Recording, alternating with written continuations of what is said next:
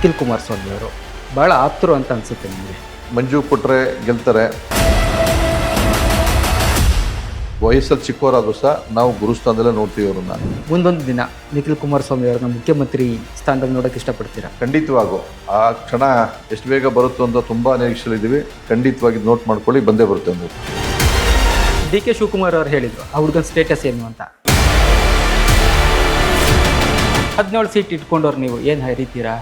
ಏನು ಅರಿತೀವಿ, ಏನು ಅರಿದೀವಿ ಅನ್ನೋದು ಮುಂದಿನ ದಿನಗಳಲ್ಲಿ ಮಾತಾಡಿದವ್ರಿಗೆ ಕಾಲನೇ ಉತ್ತರ ಕೊಡುತ್ತೆ. ಜನ ಹೇಳ್ತಾ ಇದ್ದಾರೆ ನಿಮ್ಮ ಶಿಕ್ಷಣ ಪ್ರೇಮ, ಸರ್ಕಾರಿ ಶಾಲೆಯನ್ನು ಉಳಿಸ್ಕೊಳ್ಳೋದ್ರ ಬಗ್ಗೆ ಅಲ್ಲ, ನಿಮ್ಮ ಪ್ರೈವೇಟ್ ಸ್ಕೂಲ್ನೇ ಮುಚ್ಚಿ ಮಕ್ಕಳು ಬರೋ ಥರ ಮಾಡಿದ್ದಾರೆ ಅಂತ.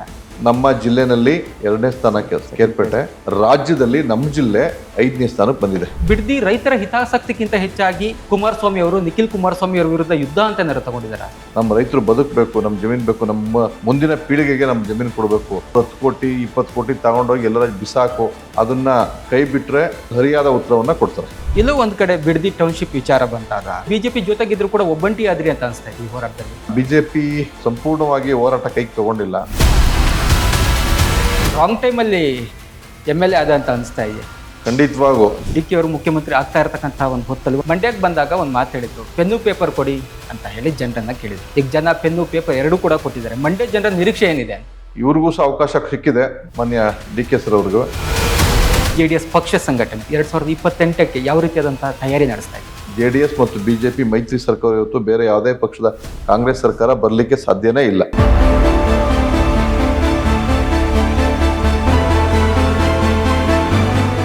ಮಂಡ್ಯ ಜಿಲ್ಲೆಯ ಏಕೈಕ JDS ಶಾಸಕರು, ಮೊದಲ ಸಾರಿ ಗೆದ್ದರೂ ಕೂಡ ಅಭಿವೃದ್ಧಿಯ ಕೆಲಸದಲ್ಲಿ ಜನರಿಂದ ಸೈ ಅಂತ ಅನ್ಸ್ಕೊಂಡಿರ್ತಕ್ಕಂತಹ KR ಪೇಟೆಯ ಶಾಸಕರಾಗಿರ್ತಕ್ಕಂಥ HD ಮಂಜು ಅವರು ಇವತ್ತು ನಮ್ಮ ಜೊತೆಗಿದ್ದಾರೆ. ಪ್ರಸಕ್ತ ರಾಜಕಾರಣದ ಬಗ್ಗೆ ಮಾತಾಡ್ತಾರೆ. ಸರ್, ಕಾರ್ಯಕ್ರಮಕ್ಕೆ ಸ್ವಾಗತ. ನಮಸ್ಕಾರ. ರಾಜ್ಯದಲ್ಲಿ ಭಾಳ ದೊಡ್ಡ ಬದಲಾವಣೆ ಆಗ್ತಾ ಇದೆ, ಮುಖ್ಯಮಂತ್ರಿಗಳು ಚೇಂಜ್ ಆಗ್ತಾ ಇದ್ದಾರೆ. ಏನು ನಿರೀಕ್ಷೆ ಮಾಡ್ತಾ ಇದ್ದೀರಾ ಒಬ್ಬರು ಶಾಸಕರಾಗಿ ನೀವು? ಭಾವಿ ಮುಖ್ಯಮಂತ್ರಿಗಳಾದಂಥ DK ಶಿವಕುಮಾರ್ ಸರಲ್ಲಿ ಏನು ಜನಪರ ಕಾರ್ಯಕ್ರಮಗಳನ್ನ ಕೊಡ್ತಾರೆ ಅನ್ನೋ ಒಂದು ಅಪಾರವಾದ ನಂಬಿಕೆ ಇದೆ. ಅವರು ಸುಮಾರು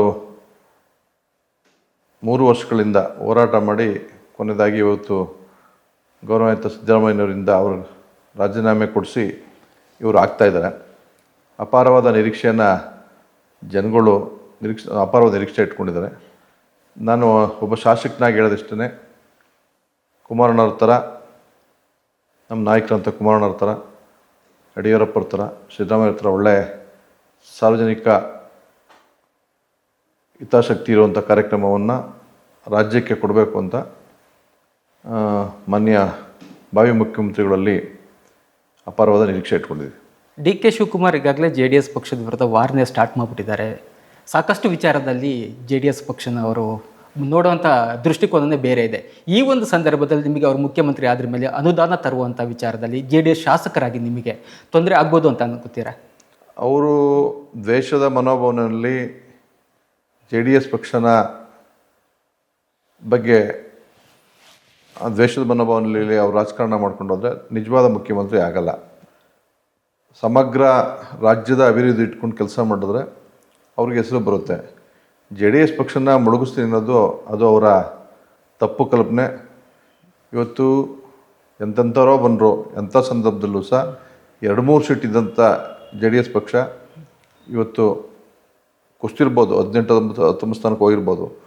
ಮುಂದಿನ 2028ರ ಚುನಾವಣೆಯಲ್ಲಿ ಜನರ ನಿರೀಕ್ಷೆನೂ ಇದೆ. ನಮಗೂ 100% ಆ ಒಂದು ಆಶಾಭಾವನೆ ಅನ್ನೋದಕ್ಕಿಂತ ನಂಬಿಕೆ ಇದೆ. ಕನಿಷ್ಠ ಪಕ್ಷ 60 ಸೀಟ್ ಕ್ರಾಸ್ ಮಾಡ್ತೀವಿ. ರಾಜ್ಯದಲ್ಲಿ ಮುಂದೆ 2028ರ ನಂತರ ಸಮ್ಮಿಶ್ರ NDA ಸರ್ಕಾರ ಬರುತ್ತೆ ಅಂತ ಅಪಾರವಾದ ನಿರೀಕ್ಷೆ ಇದೆ. ಬಂದೇ ಬರುತ್ತೆ, ಅದರಲ್ಲಿ ಅನುಮಾನ ಬೇಡ. ಒಂದು 10 ದಿನದ ಹಿಂದೆ ಒಂದು ಸಾಧನಾ ಸಮಾವೇಶ ಅಂತ ಮಾಡ್ತಾರೆ ತುಮಕೂರಲ್ಲಿ. 17 ಸೀಟ್ ಇಟ್ಕೊಂಡವ್ರು ನೀವು ಏನು ಹರಿತೀರಾ, ಏನು ಹರಿದಿದ್ದೀರಾ, ಈ ರೀತಿಯಾದಂಥ ಒಂದು ಮಾತನ್ನು ಹೇಳಿದರು. ಇದಕ್ಕೆ ನಿಮ್ಮ ಪಕ್ಷದ ಪರವಾಗಿ ನೀವೇನು? ನಾನು ಹೇಳ್ತೀನಿ ಅಷ್ಟೇ. ಹೀಗೆ ಎಷ್ಟು ಪ್ರಾದೇಶಿಕ ಪಕ್ಷಗಳು ಬಂದವು, ಎಷ್ಟು ಜನ ಘಟಾನುಘಟಿ ನಾಯಕರುಗಳು ಪ್ರಾದೇಶಿಕ ಪಕ್ಷಗಳನ್ನ ಕಟ್ಟಿದ್ರು. ಇವತ್ತು ಮಾನ್ಯ ಸಿದ್ದರಾಮಯ್ಯನವರು ಸಹ ಪ್ರಾದೇಶಿಕ ಪಕ್ಷವನ್ನು ಕಟ್ಟಂಥವ್ರು. ಅನೇಕರು ರಾಜ್ಯದಲ್ಲಿ ಅಧಿಕಾರದಿಂದ ನಿರ್ಗಮಿಸ್ತಾರೆ ಆಗಲಿ, ಅಧಿಕಾರದಲ್ಲಿ ಇರೋವಂಥವ್ರು ಸಹ ಅನೇಕ ಜನ ಪ್ರಾದೇಶಿಕ ಪಕ್ಷವನ್ನು ಕಟ್ಟಿದ್ದಾರೆ. ಯಾರು ಕನ್ನಡ ನೆಲ, ಕನ್ನಡ ಭಾಷೆ, ನೆಲ, ಜಲದ ಮೇಲೆ, ಪ್ರಾದೇಶಿಕತೆಯ ಮೇಲೆ ಕಟ್ಟಿರುವಂಥ ಪಕ್ಷ ಇದು JDS ಪಕ್ಷ. ಈ ಪಕ್ಷದ ರಾಜಕಾರಣ ಅಂದರೆ ಏಳು ಬೀಳು ಇದ್ದಿದ್ದೇನೆ. ಹಾಗಾಗಿ ಏನು ಅರಿತೀರಿ ಅನ್ನೋದು ಮುಂದಿನ ದಿನಗಳು ಗೊತ್ತಾಗುತ್ತೆ. ನಾವು ಎರಡು ಪಕ್ಷದಿಂದ ನಮ್ಮ ಗೌರವಿತ ಮಾಜಿ ಪ್ರಧಾನಿಗಳು, ನಮ್ಮ ಅಚ್ಚುಮೆಚ್ಚಿನ ನಾಯಕರಂಥ ದೇವೇಗೌಡ ಅಪ್ಪಾಜಿಯವ್ರ ಬಗ್ಗೆ ತಮಗೆಲ್ಲ ಗೊತ್ತಿದೆ. ಧೂಳಿನಿಂದ ಎದ್ದಂಥ ರೈತ ನಾಯಕರು 2 ಸೀಟಿಂದ 60 ಸೀಟು 70 ಸೀಟ್ಗೆ ಹೋಗಿದ್ದಾರೆ.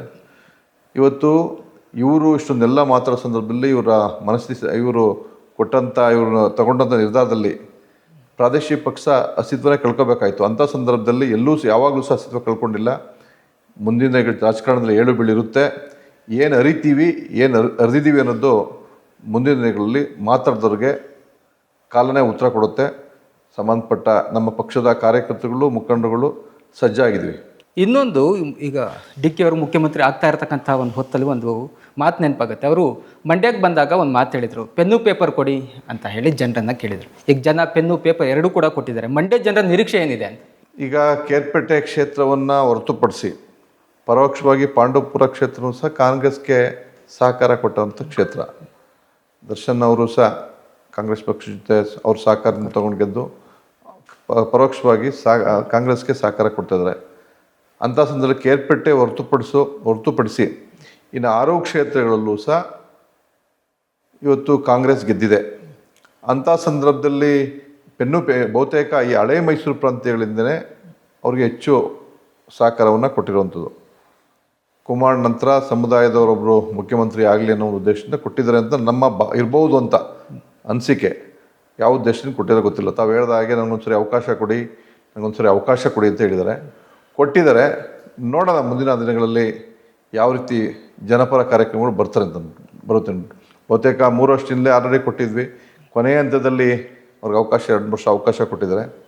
ಗೌರವಿತ ಸಿದ್ದರಾಮಯ್ಯನವರು ಸಹ ಒಳ್ಳೆ ಜನಪರ ಒಂದು ದೃಷ್ಟಿಕೋನವನ್ನು ಇಟ್ಕೊಂಡಂಥ ನಾಯಕರು. ನಾವು ಅವ್ರ ಬಗ್ಗೆ ಎಲ್ಲೂ ರಘುವಾಗಿ ಮಾತಾಡೋಕ್ಕೆ ಹೋಗಲ್ಲ. ಇವ್ರಿಗೂ ಸಹ ಅವಕಾಶ ಸಿಕ್ಕಿದೆ, ಮಾನ್ಯ DK ಸರ್ ಅವ್ರಿಗೂ. ನೋಡೋಣ ಮುಂದಿನ ದಿನಗಳಲ್ಲಿ ಯಾವ ರೀತಿ ನಮ್ಮ ಮಂಡ್ಯ ಜಿಲ್ಲೆಗೆ ಯಾವ ರೀತಿ ಅಭೂತಪೂರ್ವವಾದ ಕಾರ್ಯಕ್ರಮಗಳನ್ನ ಕೊಡ್ತಾರೆ ಅಂತ. ಇನ್ನೊಂದು ಕಡೆ ಸರ್, DCM ಆಗಿದ್ದಾಗಲೇ ಅವರು ಬಿಡದಿ ಟೌನ್ಶಿಪ್ಪನ್ನು ಭಾಳ ಪ್ರತಿಷ್ಠೆಯಾಗಿ ತೊಗೊಂಡ್ಬಿಟ್ಟಿದ್ದಾರೆ. ರೈತರ ಹಿತಾಸಕ್ತಿಗಿಂತ ಅದರಲ್ಲೆಲ್ಲೂ DK ಅವರ ಪ್ರತಿಷ್ಠೆನೇ ಎದ್ದು ಕಾಣಿಸ್ತಾ ಇತ್ತು. ಇವಾಗ ಡೈರೆಕ್ಟಾಗಿ ಅವರೇ CM ಆಗಿದ್ದಾರೆ. ಅದನ್ನು ಬಿಡದಿ ರೈತರ ಹಿತಾಸಕ್ತಿಗಿಂತ ಹೆಚ್ಚಾಗಿ ನಿಖಿಲ್ ಕುಮಾರಸ್ವಾಮಿ ಅವರ ವಿರುದ್ಧ ಯುದ್ಧ ಅಂತ ಏನಾರು ತಗೊಂಡಿದ್ದಾರೆ? ಅದು ಆ ಥರ ತೊಗೊಂಡಿದ್ರೆ ಅವರ ಒಂದು ಏನು ಹೇಳಬೇಕು, ಅವರ ಮನಸ್ಥಿತಿನ ತೋರಿಸುತ್ತೆ ಅಷ್ಟೇ. ಬಟ್ ಆ ಥರ ಏನು ತೊಗೊಂಡಿಲ್ಲ ಅಂತ ಅನ್ಕೋತೀನಿ. ಬಟ್ ಒಂದು ವಿಚಾರನ ಹೇಳ್ತೀನಿ. ಒಬ್ಬ ರೂರಲ್ ಬೇಸ್ ಒಬ್ಬ ಶಾಸಕನಾಗಿ ಕೃಷಿಯನ್ನು ಭೂಮಿಯನ್ನು ಹೊರತುಪಡಿಸಿ ಇನ್ನು ಯಾವುದೇ ವಿಧದಲ್ಲೂ ಸಹ ಸಂಪೂರ್ಣವನ್ನು ಉದ್ಯೋಗವನ್ನು ಕೊಡಲಿಕ್ಕೆ ಅವಕಾಶ ಇಲ್ಲ. ನಾವು ನೋಡ್ತಾ ಇರ್ತೀವಿ ಸೋಷಿಯಲ್ ಮೀಡಿಯಾದಲ್ಲಿ, ನೀನು 10 ಕೋಟಿ ಬರುತ್ತೆ, 20 ಕೋಟಿ ಬರುತ್ತೆ ನಿಮ್ಮ ಜಮೀನಿಗೆ ಅಂತ ಸಂದರ್ಭದಲ್ಲಿ ರೈತ ಮಹಿಳೆಯರು, ವಯಸ್ಸಾದ ಅಜ್ಜಿಯರು ಸಹ ಅವ್ರು 10 ಕೋಟಿ 20 ಕೋಟಿ ತಗೊಂಡೋಗಿ ಎಲ್ಲರ ಬಿಸಾಕು, ನನಗದ್ರ ಅವಶ್ಯಕತೆ ಇಲ್ಲ, ನನಗೆ ಜಮೀನು ಬೇಕು, ನಮ್ಮ ಬದುಕಬೇಕು, ನಮ್ಮ ರೈತರು ಬದುಕಬೇಕು, ನಮ್ಮ ಜಮೀನು ಬೇಕು, ನಮ್ಮ ಮುಂದಿನ ಪೀಳಿಗೆಗೆ ನಮ್ಮ ಜಮೀನು ಕೊಡಬೇಕು, ನಮ್ಮ ತಲತಲಾಂತರದಿಂದ ಪಿತ್ರಾಯಿತ ಬಂದಂಥ ಜಮೀನು ಅನ್ನೋ ಒಂದು ಭಾವನೆಯನ್ನು ವ್ಯಕ್ತಪಡಿಸ್ತಿದ್ದಾರೆ. ಅದನ್ನು ಅರ್ಥಕೊಂಡು ಅದನ್ನು ಕೈ ಬಿಟ್ಟರೆ ಎಲ್ಲೋ ಒಂದು ಕಡೆ ಸರ್ಕಾರಕ್ಕೆ, ಮಾನ್ಯ ಭಾವಿ ಸಚಿವರಿಗೂ ಭಾವಿ ಮುಖ್ಯಮಂತ್ರಿಗಳಿಗೂ ಸಹ ಗೌರವ ತರುವಂಥ ಕೆಲಸ ಆಗುತ್ತೆ. ಅದನ್ನು ಪ್ರತಿಷ್ಠೆಯಾಗಿ ತೊಗೊಂಡು ಮಾಡಿದ್ರೆ ಮುಂದಿನ ದಿನಗಳಲ್ಲಿ ಆ ಭಾಗದ ರೈತರನ್ನೇ ಅದಕ್ಕೆ ಸರಿಯಾದ ಉತ್ತರವನ್ನು ಕೊಡ್ತಾರೆ. ಎಲ್ಲೋ ಒಂದು ಕಡೆ ಬಿಡದಿ ಟೌನ್ಶಿಪ್ ವಿಚಾರ ಬಂತಾದಾಗ ನಿಮ್ಮ ಹೋರಾಟಗಳು ಭಾಳ ಜನರಿಗೆ ತಲುಪ್ತಾ ಇದೆ. ಜನರ ಪರ ಕಾಳಜಿ ಇರತಕ್ಕಂಥ ಹೋರಾಟ, ರೈತ ಪರವಾದಂಥ ಹೋರಾಟ, ಈ ರೀತಿ ಅಂದ್ಕೊಳ್ತೀವಿ. ಎಲ್ಲೋ ಒಂದು ಕಡೆ ನೀವು BJP ಜೊತೆಗಿದ್ರು ಕೂಡ ಒಬ್ಬಂಟಿ ಆದ್ರಿ ಅಂತ ಅನಿಸ್ತಾ ಇದೆ ಈ ಹೋರಾಟದಲ್ಲಿ? ಇಲ್ಲ, ಹಾಗೇನಿಲ್ಲ. BJP ಪಕ್ಷನೂ ಸಹ ಈ ಬದಲಲ್ಲಿ ಇನ್ನೂ ಅದಕ್ಕೆ ಸಂಪೂರ್ಣವಾಗಿ ಹೋರಾಟ ಕೈಗೆ ತೊಗೊಂಡಿಲ್ಲ. ಸಂಪೂರ್ಣವಾದ ಹೋರಾಟ ಕೈಗೆ ಸಂದರ್ಭದಲ್ಲಿ ನಮ್ಮ ಪಕ್ಷದ ರೂಪುರೇಷೆಗಳು ಎಲ್ಲರೂ ಪಕ್ಷದ ರಾಜ್ಯ ಮಟ್ಟದ ಎಲ್ಲ ಮುಖಂಡರುಗಳನ್ನು ಕರೆಸಿ ಕೂತು ಹೋರಾಟ ಕೈಗೆ ತರ್ತಾರೆ ಅಂತ ಅಂದ್ಕೊಂಡಿದ್ವಿ. ಆ ಸಂದರ್ಭದಲ್ಲಿ BJPಯವ್ರಿಗೂ ಸಹ ಈ ಒಂದು ಸಮಸ್ಯೆನ ಮನವರಿಕೆ ಮಾಡಿ ಅವರೂ ಸಹ ಹೋರಾಟದಲ್ಲಿ ಧುಮುಕಿಸ್ಲಿಕ್ಕೆ, ಹೋರಾಟದಲ್ಲಿ ಪಾಲ್ಗೊಳ್ಳಲಿಕ್ಕೆ ಒಂದು ಅವಕಾಶ ತಗೊಳ್ಳೋವಂಥ ಪ್ರಯತ್ನ ಮಾಡಬಹುದು ನಮ್ಮ ಪಕ್ಷದ ವತಿಯಿಂದ ಅಂತ ಒಂದು ಮಾತನ್ನು, ರೈತರ ಪರವಾದ ಒಂದು ನಿಲುವನ್ನು ತಗೋಬೋದು BJP ಪಕ್ಷ ಅನ್ನೋ ಒಂದು ಮಾತನ್ನು ಈ ಸಂದರ್ಭದಲ್ಲಿ ಹೇಳಿ ಬಯಸ್ತೇನೆ. ಎರಡೂ ಪಕ್ಷಗಳು ಸೇರಿ ಏನಾದರೂ ಈ ಹೋರಾಟವನ್ನು ರೂಪಿಸಿದರೆ ಭಾಳ ದೊಡ್ಡ ಜನ ಹೋರಾಟ ಜನಾಂದೋಲನವನ್ನು ಮಾಡಿದರೆ ಮಾತ್ರ ಆ ಬಿಡದಿ ರೈತರಿಗೆ ಒಂದು ನ್ಯಾಯ ಸಿಗೋದಕ್ಕೆ ಸಾಧ್ಯ ಆಗುತ್ತೆ. ಅಂದರೆ ತುಂಬ ಲೇಟ್ ಆದ್ರ ಮೇಲೆ ನೀವು ಬರ್ಬೋದಿತ್ತು, ನಾವು ಬಂದ್ವಿ, ನೀವು ಮಾಡಿಲ್ಲ, ಈ ರೀತಿಯಾದಂಥ ಬೇಸರ ಮಾಡ್ಕೊಳ್ಳೋಕ್ಕಿಂತ ಈಗಲೇ ಅದನ್ನು ಒಂದು ಇನಿಷಿಯೇಟಿವ್ ತೊಗೊಂಡು ಯಾಕೆ ಹೋರಾಟ ಮಾಡಬಾರ್ದು ಅಂತ. ನೋಡು, ಅವ್ನ ಪ್ರಯತ್ನ ಮಾಡೋ ನಿಟ್ಟಲ್ಲಿ ನಮ್ಮ ಮುಖಂಡರಿಗೂ ಹೇಳ್ತೀವಿ. ಬಟ್ ಅದು ಬಹುತೇಕ ನಾವು ನೀವು ನೋಡ್ತಾ ಇರೋ ವಿಚಾರ ಅಲ್ಲ, ಅದು ಈ ರಾಜ್ಯಾದ್ಯಂತ ಅವರು ಎಲ್ಲ ನೋಡ್ತಾ ಇರೋಂಥ ವಿಚಾರ. ಅಂಥ ಸಂದರ್ಭದಲ್ಲಿ ಸ್ವಾಭಾವಿಕವಾಗಿ ಪಕ್ಷದ ಮುಖಂಡರಿಗೂ ಸಹ ಗೊತ್ತಿರುತ್ತೆ. ಅವ್ರನ್ನೂ ಸಹ ಈ ಪಾಲ್ಗೊಳ್ಳಲಿಕ್ಕೆ ಏನು ಮನವೊಲಿಸ್ಬೋದು, ಪ್ರಯತ್ನ ಮಾಡ್ಬೋದು. ಆ ಪ್ರಯತ್ನವನ್ನು ನಮ್ಮ ರಾಜ್ಯ ಮಟ್ಟದ ನಾಯಕರುಗಳು ಅವ್ರಿಗೆ ತಂದು ಅವ್ರನ್ನೂ ಸಹ ಪಾಲ್ಗೊಳ್ಳಲಿಕ್ಕೆ ಒಂದು ಪ್ರಯತ್ನ ಮಾಡ್ಬೋದು ಅನ್ನೋ ಒಂದು ಮಾಹಿತಿ ಮತ್ತೊಮ್ಮೆ ಪುನರುಚ್ಚರಿಸ್ತೀನಿ ಅದನ್ನು. ಇನ್ನು ಸರ್ JDS ಪಕ್ಷದ ವಿಚಾರಕ್ಕೆ ಬಂದರೆ, JDS ಪಕ್ಷ ಸಂಘಟನೆ ಈ ಸಾರಿ ಒಂದು ಸವಾಲು, ಪ್ರತಿಷ್ಠೆ ಎಲ್ಲದೂ ಇರತಕ್ಕಂಥದ್ದು. 2028ಕ್ಕೆ ಯಾವ ರೀತಿಯಾದಂಥ ತಯಾರಿ ನಡೆಸ್ತಾ ಇದ್ದೀರಾ? ಈಗ ತಮಗೆ ಗೊತ್ತಿದೆ, ಇವತ್ತು ಅಂಥ ಇಳಿ ವಯಸ್ಸಿನಲ್ಲೂ ಸಹ ನಮ್ಮ ಪಕ್ಷದ ರಾಷ್ಟ್ರೀಯ ಅಧ್ಯಕ್ಷರು, ರಾಷ್ಟ್ರದ ರೈತ ಪ್ರಧಾನಿ ಅಂತ ರಾಷ್ಟ್ರಾದ್ಯಂತ ಖ್ಯಾತಿಯನ್ನು ಪಡೆದಂಥವ್ರು. ಅದು ಖ್ಯಾತಿ ಅನ್ನೋದಕ್ಕಿಂತ ಅದು ನೈಜತೆಯೂ ಸಹ ಸತ್ಯನೂ ಹೌದು. ಈ ಇಳಿ ವಯಸ್ಸಿನಲ್ಲೂ ಸಹ ರೈತ ಪರ ಕಾಳಜಿ ಇಟ್ಕೊಂಡು ನಮ್ಮ ರಾಷ್ಟ್ರದ ಸಂಸತ್ತಿನಲ್ಲಿ ಧ್ವನಿ ಎತ್ತೋ ಕೆಲಸವನ್ನು ಮಾಡ್ತಾಯಿದ್ದಾರೆ. ಅದಷ್ಟೇ ಅಲ್ಲ, ನಮ್ಮ ಈ ಭಾಗದ ಮಂಡ್ಯ ಕಾವೇರಿ ಹೋರಾಟಕ್ಕೆ ಸಂಬಂಧಪಟ್ಟಂಗೆ ಈ ಭಾಗದ ರೈತರಿಗೆ ಒಂದು ಮರಣ ಶಾಸನ ಬರೆದ ಸಂದರ್ಭದಲ್ಲಿ ಅವರ ಹೋರಾಟದ ಅವ್ರು ತಗೊಂಡ ನಿರ್ಧಾರದಿಂದ ರೈತರಿಗೆ ಅನುಕೂಲ ಆಗಿದೆ. ಅದೆಲ್ಲ ಸಹ ಗೊತ್ತಿರುವಂಥ ವಿಚಾರ. ಆದರೂ ಸಹ ಇವತ್ತೂ ಸಹ ರೈತ ಪರ ಕಾಳಜಿ ಇಟ್ಕೊಂಡು ಕೆಲಸ ಮಾಡ್ತಿದ್ದಾರೆ ಸಂಸತ್ತಿನಲ್ಲಿ, ರಾಜ್ಯಸಭೆಯಲ್ಲಿ. ಜೊತೆಗೆ ಇವತ್ತು ಗೌರವಾನ್ವಿತ ಮೋದಿಜಿಯವರು, ನಮ್ಮ ರಾಜ್ಯಾಧ್ಯಕ್ಷರು, ನಮ್ಮ ಅಚ್ಚುಮೆಚ್ಚಿನ ನಾಯಕರಾದಂಥ ಕುಮಾರಣ್ಣವರ ಅವರ ಸಚಿವ ಸಂಪುಟದಲ್ಲಿ ಸ್ಥಾನ ಕೊಟ್ಟು ಇವತ್ತು ರಾಷ್ಟ್ರ ಮಟ್ಟದಲ್ಲಿ ಆ ಒಂದು ಕೊಟ್ಟಂಥ ಉಕ್ಕು ಮತ್ತು ಬೃಹತ್ ಕೈಗಾರಿಕಾ ಖಾತೆನ, ಕಬ್ಬಿಣ ಮತ್ತು ಉಕ್ಕು ಬೃಹತ್ ಕೈಗಾರಿಕಾ ಖಾತೆನ, ಹೆಚ್ಚುವರಿಯಾಗಿ ಇನ್ನೊಂದು ರೇರ್ ಹತ್ತು ಒಂದು ಖಾತೆ ಕೊಟ್ಟಿದ್ದಾರೆ. ಅದಕ್ಕೆ ಸಂಬಂಧಪಟ್ಟಂಗೆ ಇವತ್ತು ರಾಷ್ಟ್ರಾದ್ಯಂತ ಸೇವೆಯನ್ನು ಸಲ್ಲಿಸ್ತಾ ಇದ್ದಾರೆ. ಅದು ಮಾನ್ಯ ಗೌರವಾನ್ವಿತ ರಾಷ್ಟ್ರದ ಪ್ರಧಾನಿ ಮೋದಿಜಿಯವ್ರಿಗೂ ಅಮಿತ್ ಶಾ ಅವ್ರಿಗೂ ಸಹ ಗೊತ್ತಿರುವಂಥ ವಿಚಾರ. ವಿಶೇಷವಾಗಿ ನಮ್ಮ ತಾಲೂಕು, ನಮ್ಮ ರಾಜ್ಯಕ್ಕೂ ಸಹ ಕೈಗಾರಿಕೆಗೆ ತರೋ ನಿಟ್ಟಿನಲ್ಲಿ ಹೆಚ್ಚಿನ ಒಂದು ಒತ್ತನ್ನು ಕೊಡ್ತಾ ಇದ್ದಾರೆ. ಅದಕ್ಕೆ ರಾಜ್ಯ ಸರ್ಕಾರ ಪೂರಕವಾಗಿ ಸ್ಪಂದಿಸ್ತಾ ಇಲ್ಲ. ಕೇಂದ್ರದಲ್ಲಿ ಎಂಥ ಹುದ್ದೆಲಿದ್ರೂ ಸಹ, ಯಾವುದೇ ಕೈಗಾರಿಕೆ ಬಂದರೂ ಸಹ ಅದು ಮೂಲಭೂತ ಸೌಕರ್ಯಗಳನ್ನ ಒದಗಿಸ್ಕೊಟ್ಟು ಆ ಸಂಪೂರ್ಣ ಕೈಗಾರಿಕೆಯನ್ನು ವೆಲ್ಕಮ್ ಮಾಡಿಕೊಂಡು ಇಲ್ಲಿ ಸ್ಥಳೀಯವಾಗಿ ಅವ್ರಿಗೆ ಉದ್ಯೋಗ ಸೃಷ್ಟಿ ಮಾಡಿಸ್ಕೊಳ್ಳೋದು, ಆ ಸೇವೆಯನ್ನು ಉಪಯೋಗಿಸ್ಕೊಳ್ಳೋದು ರಾಜ್ಯ ಸರ್ಕಾರದ ಜವಾಬ್ದಾರಿ. ಅಲ್ಲಿ ರಾಜ್ಯ ಸರ್ಕಾರ ಅದ್ರ ಜವಾಬ್ದಾರಿಯನ್ನು ಮರೀತಾ ಇದೆ. ಯಾತಕ್ಕೆ ಅಂದರೆ ಕಾರಣ ಅಷ್ಟೇ, ಅವ್ರು ತಂದರೆ ಅವ್ರಿಗೆ ಹೆಸರು ಬರ್ಬೋದೇನೋ, ನಮ್ಮದು ಒಂದು ಕಣ್ಣು ಹೋದ್ರೂ ಪರವಾಗಿಲ್ಲ, ಅವ್ರದ್ದು ಎರಡು ಕಣ್ಣು ಇನ್ನೊಂದು ಕಣ್ಣು ಕಾಣ್ದಂಗೆ ಮಾಡಬೇಕು ಅನ್ನೋ ಒಂದು ಮನಸ್ಥಿತಿಲಿ ಇವತ್ತು ರಾಜ್ಯ ಸರ್ಕಾರ ಸಹಕಾರ ಕೊಡ್ತಾ ಇಲ್ಲ. ಅದು ನಮಗೆಲ್ಲ ಗೊತ್ತಿರೋಂಥ ವಿಚಾರ. ಆದರೂ ಸಹ ನಿರಂತರವಾಗಿ ಅವರ ಒಂದು ಪ್ರಯತ್ನವನ್ನು ಮಾಡ್ತಾಯಿದ್ದಾರೆ. ಇವತ್ತು ವೈಜಾಗ್ ಇಂಡಸ್ಟ್ರಿ ಸಂಪೂರ್ಣವಾಗಿ ನೆನೆಗುದ್ದಿಗೆ ಬಿದ್ದಿತ್ತು. ಅಲ್ಲಿ ಲಕ್ಷಾಂತರ ಜನಕ್ಕೆ ಸುಮಾರು ಸಾವಿರಾರು ಕೋಟಿನ ಲಕ್ಷಾಂತರ ಕೋಟಿನ ತಂದು ಅಲ್ಲಿ ಹೂಡಿಕೆ ಮಾಡಿ ಒಂದು ಉದ್ಯೋಗ ಸೃಷ್ಟಿ ಮಾಡಿದ್ದಾರೆ. ಇವತ್ತು ಮನೆಯಲ್ಲಿ ಕುಮಾರಣ್ಣವ್ರ ಫೋಟೋ ಇಟ್ಕೊಂಡು ಪೂಜೆ ಮಾಡ್ತಾಯಿದ್ದಾರೆ. ಕುಮಾರಣ್ಣವರ ಕಟೌಟ್ಗೆ ಹಾಲಿನ ಅಭಿಷೇಕ ಮಾಡ್ತಾಯಿದ್ದಾರೆ. ಆ ರಾಜ್ಯದ ಮುಖ್ಯಮಂತ್ರಿ ರೆಡ್ ಕಾರ್ಪೆಟ್ ಹಾಕ್ಕೊಂಡು ಕರ್ಕೊಂಡು ಬಂದು ಮಾಡಿದ್ರು. ಆ ಕೆಲಸನ ನಮ್ಮ ರಾಜ್ಯದಲ್ಲಿ ಮಾಡಬೇಕಾಯಿತು. ಅಲ್ಲಿ ರಾಜ್ಯ ಸರ್ಕಾರ ಫೇಲ್ಯೂರ್ ಆಗಿದೆ. ಇದು ರಾಜ್ಯದ ಎಲ್ಲ ಜನತೆಗೂ ಕೊಟ್ಟಿರುವಂಥ ವಿಚಾರ. ಜೊತೆಗೆ ನೀವು ಯಾವುದೇ ಪಕ್ಷದ ಸಾಮಾನ್ಯ ರೈತರು ನೋಡಿ, ನಾನು ಕೇಂದ್ರದಲ್ಲಿ ಮೋದಿಜಿಯವ್ರನ್ನ ಇಷ್ಟಪಡ್ತೀನಿ ಅಂತ BJP ಅಂತಾರೆ. ಕೆಲವರು ಕಾಂಗ್ರೆಸ್ ಪಕ್ಷದ ಸಾಮಾನ್ಯ ರೈತರು ಸಹ ಕೇಂದ್ರದಲ್ಲಿ ರಾಜ್ಯದಲ್ಲಿ ಅವ್ರ ಪಕ್ಷದ ಮುಖಂಡರುಗಳು ಇಷ್ಟಪಟ್ಟರು ಸಹ, ನಿಮ್ಗೆ ಯಾರು ಮುಖ್ಯಮಂತ್ರಿ ಆಗಬೇಕು ಅಂತಂದರೆ ಕುಮಾರಣ್ಣ ಮುಖ್ಯಮಂತ್ರಿ ಆಗಿ, ನಮ್ಮ JDSನವರು ಹೇಳಿಕೆಲಿ ಕುಮಾರಣ್ಣರೇ ಆಗಬೇಕು ಅಂತ ಹೇಳ್ತೀವಿ. ಸಾಮಾನ್ಯ ರೈತರು ಸಹ ಇವತ್ತು ಕುಮಾರಣ್ಣರ ರೈತ ಪರ ಕಾರ್ಯ ಮಾಡಬೇಕಂದ್ರೆ, ರೈತರು ಉದ್ಧಾರ ಆಗಬೇಕು ಅಂತಂದರೆ, ರೈತರು ಆತ್ಮಹತ್ಯೆಯಿಂದ ಹೊರಗಡೆ ಬರಬೇಕು ಅಂತಂದರೆ, ರೈತರಿಗೆ ಕನಿಷ್ಠ ಜೀವನಕ್ಕೆ ತೊಂದರೆ ಆಗ್ದಂಗೆ ಇರಬೇಕು ಅಂದರೆ ಕುಮಾರಣ್ಣರು ಮುಖ್ಯಮಂತ್ರಿ ಆಗಬೇಕು ಅನ್ನೋದು ಸ್ಪಷ್ಟವಾದ ಸಂದೇಶ. ಅಲ್ಲ, ಯಾವಾಗಲೂ ಕೂಡ ಈ ಎಲೆಕ್ಷನ್ ಟೈಮು ಅಂತ ಅಲ್ಲ, ಯಾವಾಗ ನೀವು ಕೇಳಿದ್ರು ಕೂಡ ಯಾವುದೇ ಒಂದು 3-4 ಜನ ಮುಖ್ಯಮಂತ್ರಿ ಹೆಸರು ಹೇಳಿದರೆ ಯಾರು ಮುಖ್ಯಮಂತ್ರಿ ಆಗಬೇಕು ಅಂತಂದರೆ ಕುಮಾರಸ್ವಾಮಿ ಅವರು ಆಗಬೇಕು. ಅದಿದೆ. ಅದು ಯಾಕೆ ಮತಗಳಾಗಿ ಅದು ಅಲ್ಲಿ ಸ್ಥಳೀಯವಾಗಿ ಅದನ್ನು ಮತಗಳಾಗಿ ಪರಿವರ್ತನೆ ಮಾಡ್ಕೊಳ್ಳುವಂಥ ಜವಾಬ್ದಾರಿ ಸ್ಥಳೀಯವಾದ ನಮ್ಮ ಪಕ್ಷದ ಲೀಡರ್ಗಳು, ಅಭ್ಯರ್ಥಿ ಆಗೋಂಥರು ಅವರನ್ನು ಮನವೊಲಿಸೋ ಕೆಲಸ ಮಾಡಬೇಕು. ಕುಮಾರಣ್ಣರಿರುವಂಥ ಪಾಪ್ಯುಲಾರಿಟಿನ ನಮ್ಮ ಪಕ್ಷದ ಅಜೆಂಡನ್ನು ಅವ್ರಿಗೆ ಮನವರಿಕೆ ಮಾಡ್ಕೊಳ್ಬೇಕು. ನಮ್ಮ ಪಕ್ಷ JDS ಪಕ್ಷ ಇಲ್ಲಿ ಗೆಲ್ಲುತ್ತೆ, ಅಭ್ಯರ್ಥಿ ಗೆಲ್ತಾರೆ ಅಂದಾಗ ಅವು ಮತಗಳಾಗಿ ಪರಿವರ್ತನೆ ಆಗ್ತಾರೆ. ನಾವು ಆ ಪಕ್ಷದ ಅಭ್ಯರ್ಥಿಗಳು ಚುನಾವಣೆ ಟೈಮಲ್ಲಿ ಹೋದ ಸಂದರ್ಭದಲ್ಲಿ ಬಹುತೇಕ ಇದು ಗೆಲ್ಲಲ್ವೇನೋ ಅಂದ್ಬಿಟ್ಟು ನಮ್ಮ ಮತ ಯಾಕೆ ವೇಸ್ಟ್ ಆಗಬೇಕು ಅಂದ್ಬಿಟ್ಟು ಅವಾಗ ಎರಡು ಪಕ್ಷಗಳು ಅದಕ್ಕೆ ಆಗ್ತಾರೆ. ಇವತ್ತು ಈ ಸರಿ ಹಂಗಾಗಲ್ಲ. ಇವತ್ತು ಎರಡೂ ಪಕ್ಷಗಳು ಮೈತ್ರಿಯಾಗಿ ಚುನಾವಣೆ ಎದುರಿಸ್ತಾ ಇರೋದ್ರಿಂದ ಬಹುತೇಕ ಕೊಟ್ಟಂಥ ಏನು ನಮ್ಮ JDS ಪಕ್ಷ ಸ್ಥಾನ ಹೊಂದಾಣಿಕೆಯಲ್ಲಿ ತೊಗೊತಾರೆ ಅದರಲ್ಲಿ 1-2 ಸೀಟ್ ಬಿಟ್ಟರೆ ಬಹುತೇಕ ಎಲ್ಲರೂ ಸಹ ಗೆಲ್ಲುವಂಥ ಅಭ್ಯರ್ಥಿಗಳನ್ನೇ ಆಯ್ಕೆ ಮಾಡ್ತಾರೆ, ಅಂಥ ಕ್ಷೇತ್ರಗಳನ್ನ ತಗೋತಾರೆ.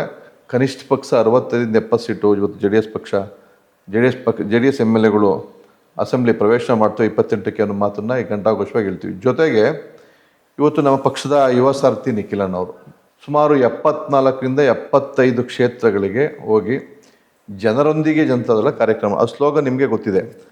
ಅದು ನಿರಂತರವಾಗಿ ನಮ್ಮ ಪಕ್ಷದ ನೈಜತೆ ಏನಿದೆ, ಸತ್ಯ ಏನಿದೆ, ಆ ಒಂದು ಮಾತಿನ ಮೇಲೆ, ನೈಜತೆ ಮೇಲೆ ಆ ಸ್ಲೋಗನ್ ಒಂದು ಟೈಟಲ್ ಇಟ್ಕೊಂಡಿದ್ದೀವಿ, ಜನರೊಂದಿಗೆ ಜನತಾದಳ. ನಾವು ಯಾವಾಗಲೂ ನಿಮ್ಮ ಇರ್ತೀವಿ, ನಿಮ್ಮ ಕಷ್ಟದಲ್ಲಿ ಇರ್ತೀವಿ, ನೀವು ಯಾವಾಗಲೂ ಎದೆಗುಂದೋದು ಬೇಡ. ಯಾವುದೇ ಇವತ್ತು ಸರ್ಕಾರ ನಮ್ದು ಇಲ್ಲದೆ ಇರ್ಬೋದು, ನೀವು ಯಾವಾಗಲೂ ನೀವು ರೈತಪರ ಕಾರ್ಯಕ್ರಮಕ್ಕೆ ನಾವು ಇದ್ದೀವಿ, ನೀವು ಎಚ್ಚರಿಕೆಯಿಂದ ನೀವು ಧೈರ್ಯಗೆಡಬೇಡಿ ಅನ್ನೋ ಒಂದು ಸಂದೇಶವನ್ನು ಕೊಡಲಿಕ್ಕೆ ಹೋಗ್ತಾ ಇರೋದು ಕಾರ್ಯಕ್ರಮ. 74-75 ಕ್ಷೇತ್ರಗಳಿಗೆ ಹೋಗಿದ್ದೀವಿ, ಯಶಸ್ವಿಯಾಗಿ ಕಾರ್ಯಕ್ರಮ ಮಾಡಿದರೆ ಸುಮಾರು 6,000-7,000 ಕಿಲೋಮೀಟ್ರು ಜರ್ನಿ ಮಾಡಿದರೆ ಎಲ್ಲ ಕಡೆಯೂ ಸಹ ಅಭೂತಪೂರ್ವವಾದ ಯಶಸ್ಸನ್ನು ಕಂಡಿದ್ದೀವಿ. ಅದು ಕಾರ್ಯಕರ್ತರನ್ನ, ಲೀಡ್ರುಗಳನ್ನ ಬೆಳೆದು ಹೆಚ್ಚಿಸುವಂಥ ಕೆಲಸ, ಅವ್ರಿಗೆ ನೈತಿಕವಾಗಿ ಸ್ಥೈರ್ಯ ಬೆಂತಟ್ಟುವಂಥ ಕೆಲಸವನ್ನು ಇವತ್ತು ನಮ್ಮ ಯುವ ಘಟಕದ ರಾಜ್ಯಾಧ್ಯಕ್ಷ ನಿಖಿಲಣ್ಣ ಸಾಹೇಬರು, ನಮ್ಮ ಅಚ್ಚುಮೆಚ್ಚಿನ ನಾಯಕರು ಮಾಡ್ತಾ ಇದ್ದಾರೆ. 100% ಸಂಘಟನೆ ಆಗುತ್ತೆ. ಇನ್ನು JDSನ ಭದ್ರಕೋಟೆ ಅನ್ಸ್ಕೊಳ್ಳೋದು ಹಳೆ ಮೈಸೂರು ಭಾಗ, ಮಂಡ್ಯ ಜಿಲ್ಲೆ.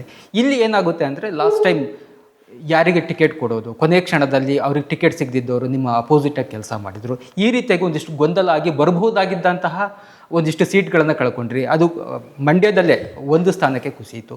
ಈ ಸರಿ ಯಾವ ರೀತಿಯಾದಂಥ ಒಂದು ಸ್ಟ್ರಾಟಜಿ ಮಾಡ್ಕೊಂಡು ಆ ರೀತಿಯಾದ ಗೊಂದಲಗಳನ್ನು ಬಿಫೋರ್ ಎಲೆಕ್ಷನ್ ಮಾಡ್ಕೊಳ್ತೀವಿ? ಈಗ ಅದು ಆಲ್ರೆಡಿ ಕುಮಾರಣ್ಣವರು ಶುರು ಮಾಡಿದ್ದಾರೆ.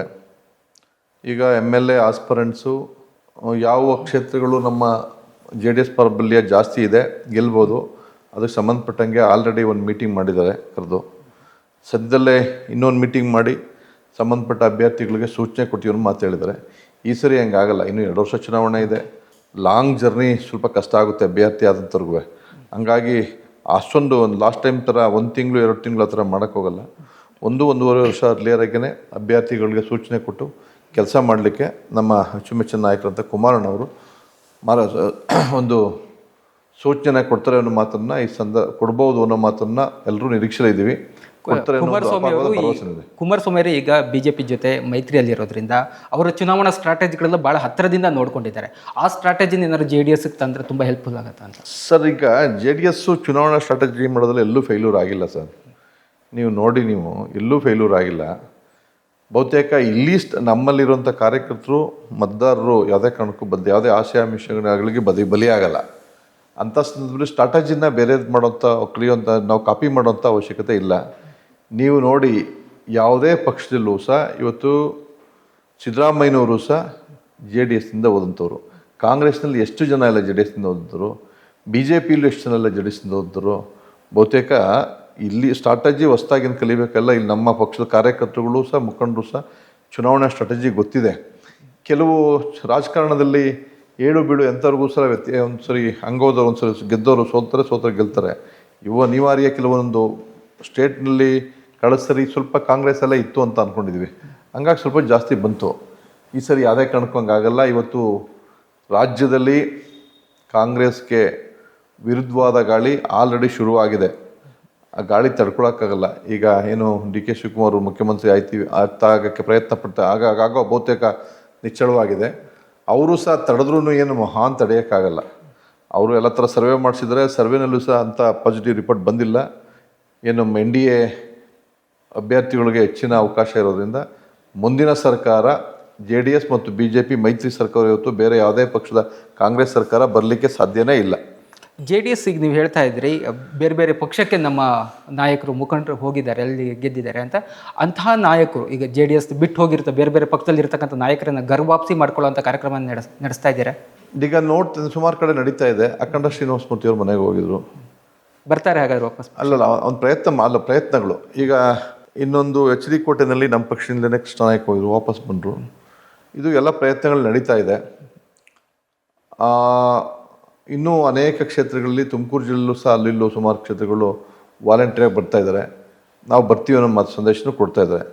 ಆದರೆ ಸ್ಥಾನ ಹೊಂದಾಣಿಕೆ ಸಂದರ್ಭದಲ್ಲಿ ಬಂದಂಥವ್ರಿಗೆ ಅವಕಾಶ ಕಲ್ಪಿಸ್ಬೋದಾ, ಅದೆಲ್ಲ ಸಾಧಕ ಬಾಧಕಗಳು ನೋಡಿಕೊಂಡು ಮಾಡ್ಕೋಬಹುದು, ಅದೆಲ್ಲ ನೋಡ್ಕೊಂಡು ಮಾಡ್ಕೋಬೋದು ಅನ್ನೋದು ಒಂದು ರಾಜ್ಯ ನಾಯಕರ ಜವಾಬ್ದಾರಿ. ಅವೆಲ್ಲ ಬಂದಾದ್ಮೇಲೆ ಕರ್ಕೊಂಡಾದ್ಮೇಲೆ ಅವ್ರಿಗೂ ಸಹ ಒಂದು ಮಾತಿನ ಪ್ರಕಾರ ನಡ್ಕೋಬೇಕಲ್ಲ.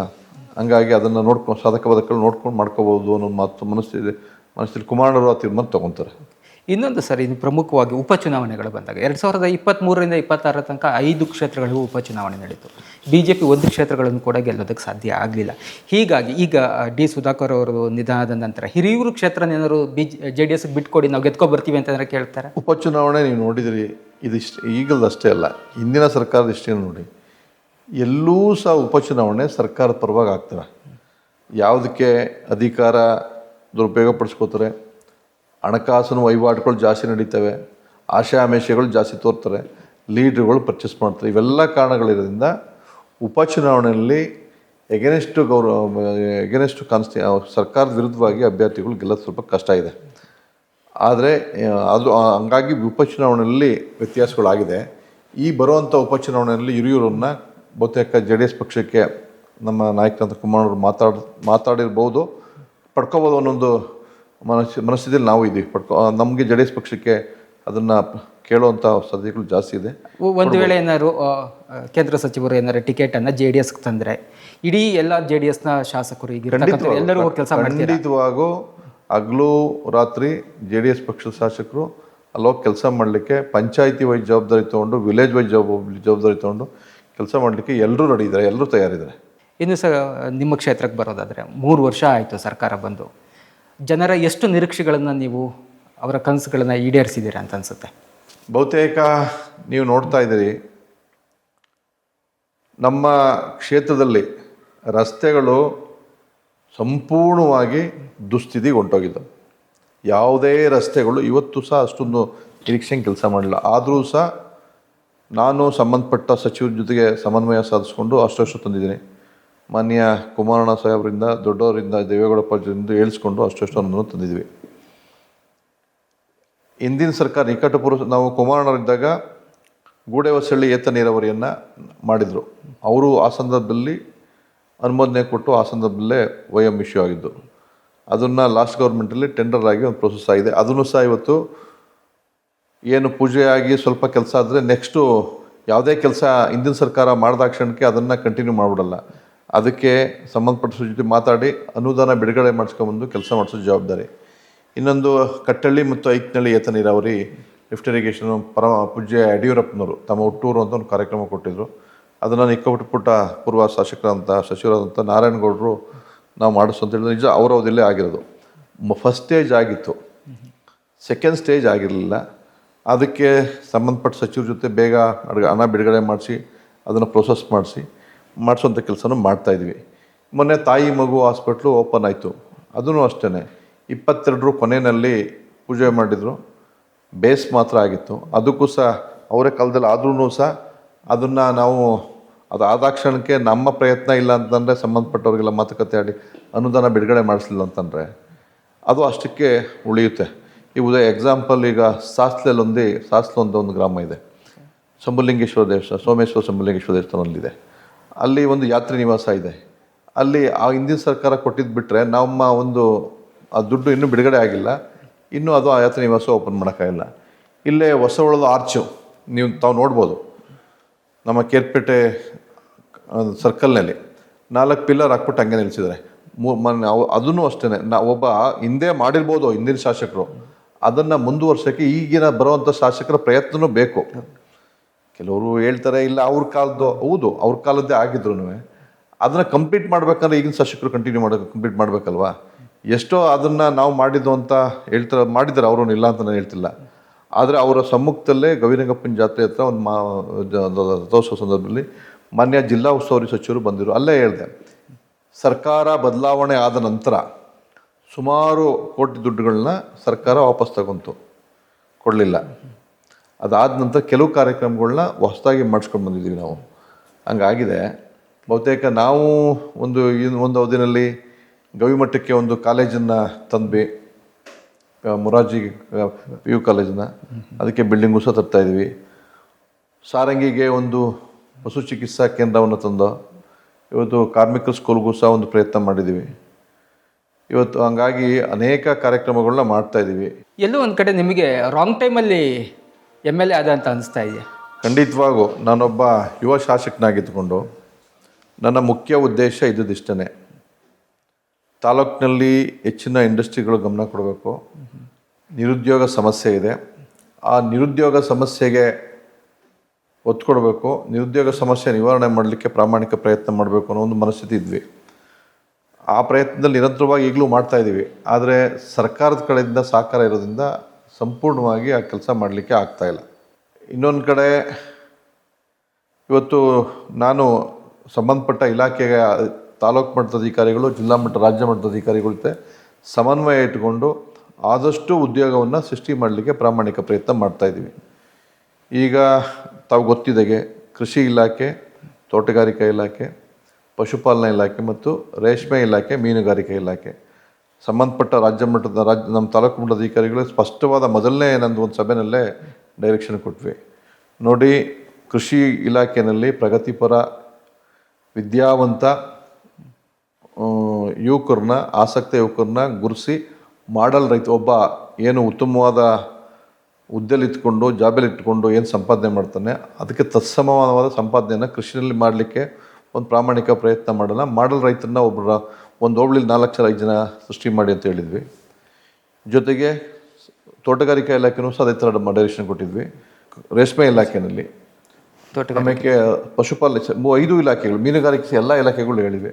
ಅದನ್ನು ನಿರಂತರವಾಗಿ ಸಂಬಂಧಪಟ್ಟ ಅಧಿಕಾರಿಗಳು ನಾನು ಹೇಳ್ದಷ್ಟು ಮಾಡಿಲ್ಲ ಅಂತಂದ್ರೂ ಸಹ ಒಂದು ಹೋಬಳಿಲಿ 3-4 ಜನ ಅವ್ರು ವರ್ಷಕ್ಕೆ ಮಾಡ್ತಾಯಿದ್ದಾರೆ.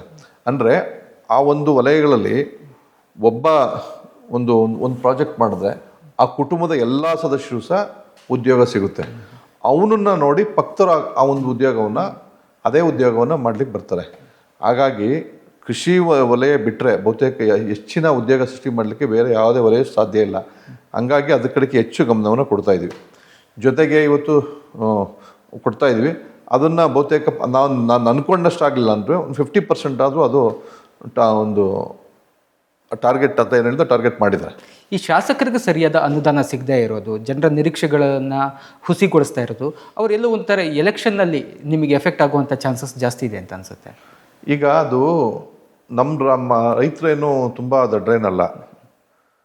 ತಮಗೆ ಗೊತ್ತಿದೆ, ಅವ್ರಿಗೆ 50 ಕಾಂಗ್ರೆಸ್ ಶಾಸಕರಿಗೆ 50 ಕೋಟಿ ಕೊಟ್ಟರೆ ನಮ್ಗೆ 25 ಕೋಟಿ ಕೊಡ್ತಾರೆ, ಅವ್ರಿಗೆ 20 ಕೋಟಿ ಕೊಟ್ಟರೆ ನಮ್ಗೆ 10 ಕೋಟಿ ಕೊಡ್ತಾರೆ. ಇಲಾಖೆನಲ್ಲೂ ಅಷ್ಟೇ, PWD ಇಲಾಖೆ ಬೇರೆ ಇಲಾಖೆಗಳಿಗೂ ಸಹ ಅವ್ರು ಕೊಟ್ಟದ್ರಲ್ಲಿ ಅರ್ಧ ಕೊಟ್ಟಿದ್ದಾರೆ. ಅದು ಮುಕ್ತವಾಗಿ ನಾವೆಲ್ಲ ಸಭೆಯಲ್ಲಿ ಹೇಳಿದ್ರೆ ಸಾರ್ವಜನಿಕವಾಗಿ ಎಲ್ಲ ಒಂದು ಸೋಷಿಯಲ್ ಮೀಡಿಯಾನೂ ಸ್ಟ್ರಾಂಗ್ ಆಗಿದೆ, TV ಮಾಧ್ಯಮನೂ ಸ್ಟ್ರಾಂಗ್ ಆಗಿದೆ, ಪೇಪರೆಲ್ಲ ಇದೆ, ಎಲ್ಲ ನೋಡ್ತಾ ಇದ್ದಾರೆ. ಇವತ್ತು ವಿರೋಧ ಪಕ್ಷದ ಶಾಸಕರಿಗೆ ಸರ್ಕಾರದ ಕಡೆಯಿಂದ ಸಹಕಾರ ಇಲ್ಲ ಅನ್ನೋ ಮಾತು ಎಲ್ರಿಗೂ ಸಹ ಗೊತ್ತಾಗ್ತಾ ಇದೆ. ಸ್ವಾಭಾವಿಕವಾಗಿ ಅವರೇ ಮಾತಾಡ್ತಾರೆ. ಇರೋದ್ರಲ್ಲಿ ಉತ್ತಮವಾದ ಶಾಸಕ ಇದ್ದಾನೆ, ಕೈಗೆ ಬಾಯಿಗೆ ಸಿಗ್ತಾನೆ, ನಮ್ಮ ಕಷ್ಟ ಸುಖ ಕೇಳುವಂಥ ಪ್ರಯತ್ನ ಮಾಡ್ತಾನೆ, ಅಟ್ಲೀಸ್ಟು ಎಲ್ಲರೂ ಇದರಲ್ಲೂ ನಮ್ಗೆ ಇನ್ವಾಲ್ವ್ಮೆಂಟ್ ಹಾಕ್ಕೊಂಡು ಪ್ರೀತಿ ವಿಶ್ವಾಸದಿಂದ ಗೌರವದಿಂದ ಹೋಗ್ತಾ ಇದ್ದಾನೆ. ಡೆವಲಪ್ಮೆಂಟ್ಸು ಒಂಚೂರು ಹಿಂದೆ ಮುಂದೆ ಆಗ್ಬೋದು, ಆದರೆ ಇಂಥ ಉತ್ತಮವಾದ ಸರಳ ಒಂದು ಎಲ್ರಿಗೂ ಸಿಗುವಂಥ ಸರಳ ವ್ಯಕ್ತಿ ಶಾಸಕ ಇದ್ದಾರೆ ಅಂತ ಒಂದು ಸ್ವಾಭಾವಿಕವಾಗಿ ಹೇಳ್ತಾ ಇದ್ದಾರೆ.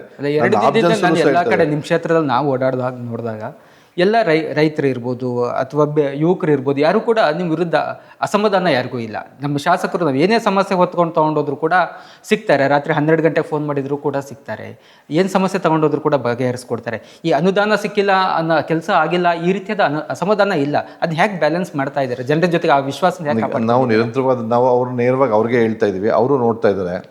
ನಾವು ನನ್ನ ಕೈಲಿ ಆಗದೆ ಇರುವಂಥ ಕೆಲಸನ ನಾನು ಮಾಡ್ಕೊಡ್ತೀವಿ ಅಂತ ಹೇಳಲ್ಲ. ನನ್ನ ಕೈಲಿ ಆಗೋವಂಥ ಕೆಲಸ ಮಾತ್ರ ಕಮಿಟ್ ಆಗ್ತೀನಿ, ಪದೇ ಪದೇ ತಿರ್ಸೋಂಥ ಕೆಲಸ ಮಾಡಲ್ಲ. ಅನಿವಾರ್ಯ ಇದೆ, ನಿಮ್ಮ ಊರಿಗೆ ಬರ್ತೀನಿ ನಡೆಯಪ್ಪ ಅಂತ ಹೇಳ್ತೀವಿ. ನನ್ನ ಕೈಲಿ ಅಲ್ಲಿ ಅವರು 100 ಸಮಸ್ಯೆ ಹೇಳಿದ್ರೆ 5-6 ಸಮಸ್ಯೆ, ಒಂದು 10 ಸಮಸ್ಯೆ 10 ಕೆಲಸ ಹೇಳಿದ್ರೆ 2-3 ಕೊಡುವಂಥ ಒಪ್ಕೊಂಡು ಬಂದು ಕೆಲಸ ಮಾಡ್ತಾಯಿದ್ವಿ. ಹಂಗಾಗಿ ನಮ್ಮ ಮೇಲೆ ಅವ್ರಿಗೆ ವಿಶ್ವಾಸ ಗೌರವ ಇದೆ. ಸತ್ಯಕ್ಕೆ ಹತ್ರವಾಗಿ ಮಾತಾಡ್ತಾರೆ, ನಮಗೆ ಇರ್ತಾರೆ, ನಮ್ಗೆ ಕಷ್ಟಕ್ಕೂ ಭಾಗ್ಯ ಆಯ್ತಾರೆ ಅಂತ ಅಪಾರವಾದ ನಂಬಿಕೆ ನಮ್ಮ ಕ್ಷೇತ್ರದ ಜನಗಳಿಗಿದೆ, ರೈತ ಬಂಧುಗಳಿಗಿದೆ. ಹಂಗಾಗಿ ಅದು ಯಾವುದೇ ಕಾರಣಕ್ಕೂ ಎಫೆಕ್ಟ್ ಆಗಲ್ಲ. ನಿಮ್ಮ ಹುಟ್ಟೂರಿಗೆ ಕೂಡ ಹೋಗಿದ್ವಿ ಇವತ್ತು. ಅಲ್ಲೂ ಕೂಡ ಜನ ಹೇಳ್ತಾ ಇದ್ದಾರೆ ನಿಮ್ಮ ಶಿಕ್ಷಣ ಪ್ರೇಮ, ಸರ್ಕಾರಿ ಶಾಲೆಯನ್ನು ಉಳಿಸ್ಕೊಳ್ಳೋದ್ರ ಬಗ್ಗೆ ಎಲ್ಲ. ನಿಮ್ಮ ಪ್ರೈವೇಟ್ ಸ್ಕೂಲ್ನೇ ಮುಚ್ಚಿ ಸರ್ಕಾರಿ ಶಾಲೆಗೆ ಮಕ್ಕಳು ಬರೋ ಥರ ಮಾಡಿದ್ದಾರೆ ಅಂತ. ಇವತ್ತು ನೋಡೋದು ಆ ಶಿಕ್ಷಣ ಕ್ಷೇತ್ರದಲ್ಲಿ ವಿಶೇಷವಾದ ಆಸಕ್ತಿ ವಹಿಸಿದ್ದೀನಿ. ಇದು ಅದನ್ನು ಹೆಮ್ಮೆಯಿಂದ ಹೇಳ್ಕೊತೀನಿ ನಾನು. ಯಾಕೆಂದರೆ ಕಳೆದ ವರ್ಷವೂ ನನ್ನ ತಾಲೂಕು ಜಿಲ್ಲೆನಲ್ಲಿ 7ನೇ ಸ್ಥಾನ ಇತ್ತು SSLC ರಿಸಲ್ಟಲ್ಲಿ. ಅದರಿಂದ ವರ್ಷವೂ 7ನೇ ಸ್ಥಾನ ಇತ್ತು. ಹಾಗಾಗಿ ನಾನು ಜಿಲ್ಲಾ ಮಟ್ಟದ ಈ ಸಂಬಂಧಪಟ್ಟ ಇಲಾಖೆ ಅಧಿಕಾರಿಗಳಿಗೆ, ಜಿಲ್ಲಾ ಪಂಚಾಯತ್ ವ್ಯಾಪ್ತಿಯಂಥ ಮುಖ್ಯಸ್ಥರಿಗೆ, ನಮ್ಮ ತಾಲೂಕಿನ ಅಧಿಕಾರಿಗಳಿಗೆ ಈ ಸರಿ ಕಡ್ಡಾಯವಾಗಿ ನಮ್ಮ ತಾಲೂಕು ಮೊದಲನೇ ಸ್ಥಾನಕ್ಕೆ ಬರಲೇಬೇಕು ಅಂತ ಒತ್ತಡ ಹಾಕಿದ್ವಿ. ಅದರ ಪರಿಣಾಮವಾಗಿ ಒಬ್ಬರ ಶಿಕ್ಷಕರು ಸಹ ಸಸ್ಪೆಂಡು ಆಯಿತು. ನಾನು ಅದಕ್ಕೆ ಒತ್ತಾಯನೂ ಮಾಡಲಿಲ್ಲ, ಅವ್ರಿಗೆ ಇನ್ಫ್ಲೂಯೆನ್ಸು ಮಾಡಲಿಲ್ಲ, ರಿವೋಕ್ ಮಾಡಿ ಅಂತ. ಅದಕ್ಕೆ ಸಂಬಂಧಪಟ್ಟಂಗೆ 3 ಸ್ಕೂಲ್ಗೆ ಒಬ್ಬರು ನೋಡಲ್ ಆಫೀಸರ್ ಹಾಕಿ HM ಏನು ಶಾಲೆಯ ಮುಖ್ಯಸ್ಥರಿಗೂ ಸಹ ಜವಾಬ್ದಾರಿ ಕೊಟ್ಟು ಉತ್ತಮವಾದ ರಿಸಲ್ಟನ್ನು ತಂದಿದ್ದಾರೆ. ನಮ್ಮ ಜಿಲ್ಲೆಯಲ್ಲಿ 2ನೇ ಸ್ಥಾನಕ್ಕೆ ಕೇರ್ಪೇಟೆ, ರಾಜ್ಯದಲ್ಲಿ ನಮ್ಮ ಜಿಲ್ಲೆ 5ನೇ ಸ್ಥಾನಕ್ಕೆ ಬಂದಿದೆ. 22ನೇ ಸ್ಥಾನದಲ್ಲಿ ಇದ್ರಲ್ಲ, 16ನೇ ಸ್ಥಾನದಲ್ಲೇನಾಯಿತು ಕಳೆದ ಸರಿ. ಈ ಸರಿ 5ನೇ ಸ್ಥಾನಕ್ಕೆ ಬಂದಿದೆ. ಮುಂದಿನ ಸರಿಗೆ ಇನ್ನೂ ಅಪಾರವಾದ ನಿರೀಕ್ಷೆ ಇಟ್ಕೊಂಡಿದ್ವಿ. ಜಿಲ್ಲೆ 2ನೇ ಸ್ಥಾನಕ್ಕೋ 3ನೇ ಸ್ಥಾನಕ್ಕೋ, ನಮ್ಮ ತಾಲೂಕು ಮೊದಲನೇ ಸ್ಥಾನಕ್ಕೆ ತರಬೇಕು ಅನ್ನೋ ಒಂದು ಅಪಾರವಾದ ನಿರೀಕ್ಷೆ ಇಟ್ಕೊಂಡಿದ್ವಿ. ಪ್ರಾಮಾಣಿಕವಾಗಿ ಪ್ರಯತ್ನ ಪಡ್ತೀವಿ. ಗುಣಮಟ್ಟದ ಶಿಕ್ಷಣ ನಡೀತಾ ಇದೆ. ಅಂಥದ್ರಲ್ಲಿ ಇವತ್ತು ನಾನು ಊರಿನ ಶಾಲೆ, ಪಂಚಾಯಿತಿ ಕೇಂದ್ರ ಸ್ಥಾನ, ನಾನು ಓದಿದಂಥ ಶಾಲೆ, ನಾನು 1ರಿಂದ 7ನೇ ತರಗತಿಗೆ ಓದಿದಂಥ ಶಾಲೆ, ಆ ಶಾಲೆ ಮುಚ್ಚೋಗೋ ಬಂದ ಸಂದರ್ಭದಲ್ಲಿ, ಅಲ್ಲಿಗೆ ಮಕ್ಕಳ ದಾಖಲಾತಿ ಕೊರತೆ ಆದ ಸಂದರ್ಭದಲ್ಲಿ ನಾನು ಒಂದು ಖಾಸಗಿ ಶಾಲೆನ ನಡೆಸ್ತಾ ಇದ್ದೋ. ಬೇರೆಯವರಿಂದ ನಮ್ಗೆ ಅವಕಾಶ ಕೊಟ್ಟಿದ್ದು ಅದನ್ನು ನಡೆಸ್ತಾ ಇದ್ದೋ. ಆ ಶಾಲೆನ ಮುಚ್ಚಿ ನಾನು ಓದಿದಂಥ ಶಾಲೆ ನಡಿಬೇಕು, ನಾನು ಶಿಕ್ಷಣ ಇಲಾಖೆನ ವ್ಯಾಪಾರೀಕರಣ ದೃಷ್ಟಿಯಲ್ಲಿ ನೋಡಬಾರ್ದ ದೃಷ್ಟಿಯಿಂದ ಆ ಶಾಲೆ ನನ್ನ ಶಾಲೆ ಆದರ್ಶ ಶಾಲೆನ ಮುಚ್ಚಿ ಇವತ್ತು ನಮ್ಮ ಶಾಲೆಯನ್ನು ನಡೆಸ್ತಾ ಇದೆ. ಅಲ್ಲೂ ಸಹ ಉತ್ತಮವಾದ ಶಿಕ್ಷಕರಿದ್ದಾರೆ. ನಮ್ಮ ನಿರೀಕ್ಷೆಗೆ ಮೀರಿದಂಥ ಫಲಿತಾಂಶ ಅಲ್ಲಿ ನಾವು ನಿರೀಕ್ಷೆ ಮಾಡ್ತಾಯಿದ್ದೀವಿ. ಗುಣಮಟ್ಟದ ಶಿಕ್ಷಣದಿಂದ ಇರ್ಬೋದು, ಮಕ್ಕಳ ಒಂದು ಪ್ರೋಗ್ರೆಸ್ ಇದೆಯಲ್ಲ, ಪ್ರಗತಿ ಇದೆಯಲ್ಲ, ಅವ್ರ ಕಲಿಕಾ ಪ್ರಗತಿ, ಅದೆಲ್ಲವೂ ಸಹ ಉತ್ತಮವಾಗಿದೆ. ಪೋಷಕರು ಸಹ ಪ್ರಶಂಸೆಯನ್ನು ವ್ಯಕ್ತಪಡಿಸಿದ್ದಾರೆ, ಶಿಕ್ಷಕರು ಸಹ ಉತ್ತಮವಾಗಿದ್ದಾರೆ. ಅದರಲ್ಲಿ ಹೆಮ್ಮೆ ಇದೆ ನನಗೆ. ಆ ಒಂದು ಶಿಕ್ಷಣ ಕ್ಷೇತ್ರದಲ್ಲಿ ವಿಶೇಷವಾಗಿ ಆಸಕ್ತಿ ತಗೊಂಡು ಕೆಲಸ ಮಾಡ್ತಾಯಿದ್ವಿ. ಇದಷ್ಟೇ ನಾನು ಪದೇ ಹೇಳಿದ್ದೀನಿ ಎಲ್ಲ ಕಡೆ. ತಾಲೂಕಿನ ಅಭಿವೃದ್ಧಿ, ರಾಜ್ಯದ ಅಭಿವೃದ್ಧಿ, ಜಿಲ್ಲೆಯ ಅಭಿವೃದ್ಧಿ ಅಂತಂದರೆ ರಸ್ತೆ ಬ್ರಿಡ್ಜ್ಗೆ ಅಷ್ಟೇ ಸೀಮಿತವಾಗಬಾರ್ದು, ಬಿಲ್ಡಿಂಗ್ಗಳಿಗಷ್ಟೇ. ಶೈಕ್ಷಣಿಕ ವ್ಯವಸ್ಥೆಯೂ ಸಹ ಸುಧಾರಣೆ ಆಗೋದು ಸಹ ಒಂದು ಅಭಿವೃದ್ಧಿಗೆ ಮಾನದಂಡ ಅನ್ನೋ ಮಾತನ್ನು ಹೇಳಿದ್ವಿ. ಈಗ ತಾವೆಲ್ಲ ನೋಡಿದ್ರಿ, ಇವತ್ತು ಅಂತಾರಾಷ್ಟ್ರೀಯ ಮಟ್ಟದಲ್ಲಿ ಇವತ್ತು ನಮಗೆ ಕಾಯಂ ಸದಸ್ಯರು ಸಿಕ್ಕಲಿಲ್ಲ. ಯಾತಕ್ಕೆ ಸಿಕ್ಕಲಿಲ್ಲ? ಮಾನವ ಅಭಿವೃದ್ಧಿ ಸೂಚ್ಯಾಂಕದ ಕೊರತೆಯಿಂದ ಅಂತ. ಮಾನವ ಅಭಿವೃದ್ಧಿ ಸೂಚ್ಯಾಂಕದ ಜೊತೆಗೆ ಇದು ಸೂಚ್ಯಾಂಕ ಹೆಚ್ಚಾಗಬೇಕು ಅಂದರೆ ಈ ಶಿಕ್ಷಣ ವ್ಯವಸ್ಥೆಯಲ್ಲೂ ಸಹ ಗುಣಮಟ್ಟದ ಶಿಕ್ಷಣ ವ್ಯವಸ್ಥೆ ಇರಬೇಕು. ಉತ್ತಮ ಶಿಕ್ಷಣ ವ್ಯವಸ್ಥೆ ಇದ್ದ ಸಂದರ್ಭದಲ್ಲಿ ಅಭಿವೃದ್ಧಿ ಸೂಚ್ಯಾಂಕ ಹೆಚ್ಚಾಗುತ್ತೆ. ಇದೂ ಸಹ ಒಂದು ತಾಲೂಕಿನ ಅಭಿವೃದ್ಧಿಗೆ, ಜಿಲ್ಲೆಯ ಅಭಿವೃದ್ಧಿಗೆ, ರಾಜ್ಯದ ಅಭಿವೃದ್ಧಿಗೆ, ರಾಷ್ಟ್ರದ ಅಭಿವೃದ್ಧಿಗೆ ಶಿಕ್ಷಣ ವ್ಯವಸ್ಥೆನೂ ಬರೋದ್ರಿಂದ ಅದ್ರ ಕಡೆಗೆ ನಾನು ಇವಾಗ ಹೆಚ್ಚು ಒತ್ತು ಕೊಟ್ಟು ಕೆಲಸ ಮಾಡ್ತಾಯಿದ್ದೀನಿ. ಇನ್ನೊಂದು ಸರ್, ನಿಖಿಲ್ ಕುಮಾರಸ್ವಾಮಿ ಅವರು ಭಾಳ ಆಪ್ತರು ಅಂತ ಅನಿಸುತ್ತೆ ನಿಮಗೆ. ನೀವೆಲ್ಲೇ ಕರೆದ್ರೂ ಬರ್ತಾರೆ, ನೀವೇನು ಹೇಳಿದ್ರು ಕೇಳ್ತಾರೆ. ಭಾಳ ಈ ಯೂತ್ ಒಂದಾಗ್ಬಿಟ್ಟಿದ್ದಾರೆ ಆ ಸಂಘಟನೆಗೆ ಅಂತ.